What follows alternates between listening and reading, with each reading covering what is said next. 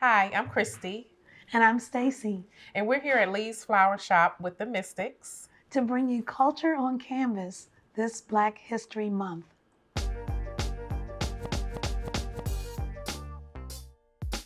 So Lee's Flower Shop was founded in 1945, 81 years ago, by our grandparents, William and Winifred Lee. And they were, I feel like pioneers in the industry. And my grandfather really, he had worked with his brother in his flower shop on W Street, and then wanted to start his own thing and started it in 45 with my grandmother, right a couple blocks from here on U Street. I think we're very involved with the arts in DC.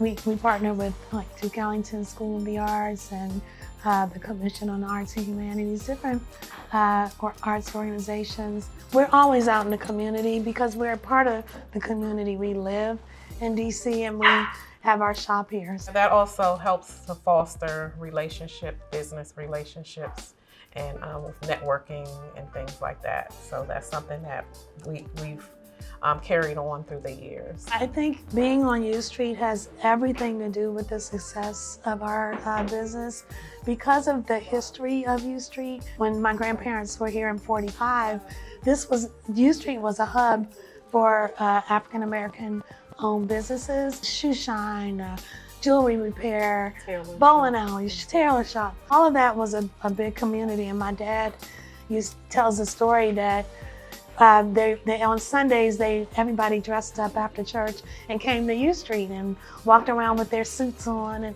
their fine church dresses. So we love still being here, and I always say that in 1968 they purchased this building, and that's one reason why we're still here, is because they had the forethought to buy this building, which was an amazing feat.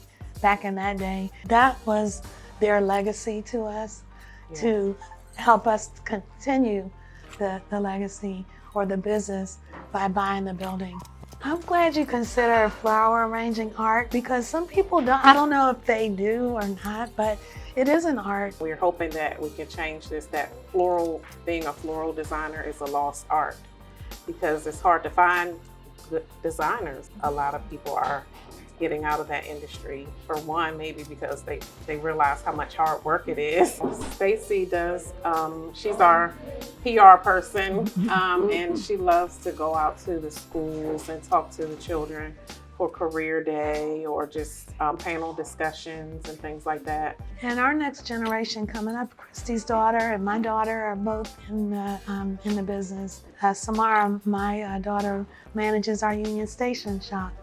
And Kristie's daughter's Joy is excellent at social media and all things advertising. Hopefully they'll want to come into the business. They know how much work it is because they see us working. And so years ago, I did go to one of my daughter's career day, and she never lets me live it down, because I told the students in her class, I said, it's in my blood. I just feel like it was always innate for me to be here at the family business. And in our family, it's a rites of passage to go through the flower shop. Even if you don't end up staying here, everybody works at the flower shop. And I remember starting at 12 at the foot of my grandmother and just, had her footstools and her taking me to different clients, like Charlie Rangel was one of our clients back then. And we would go to their house and put up flowers for the CBC, the Congressional Black Caucus. This is a centerpiece for Howard University. So maybe at least 3 or 4 times a week they have events up there. And so it's not too far from here, and we've been fortunate enough to do their flowers.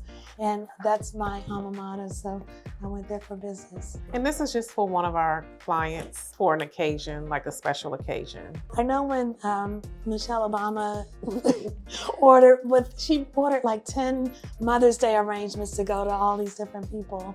And that was so special to us that her office would call, and they started calling all the time. So a lot of times something like this, a centerpiece is more creative, whereas we have a website that people select from. So you have to kind of make it just like the website. And so if it's get well, you want something bright and cheery, or a birthday, bright.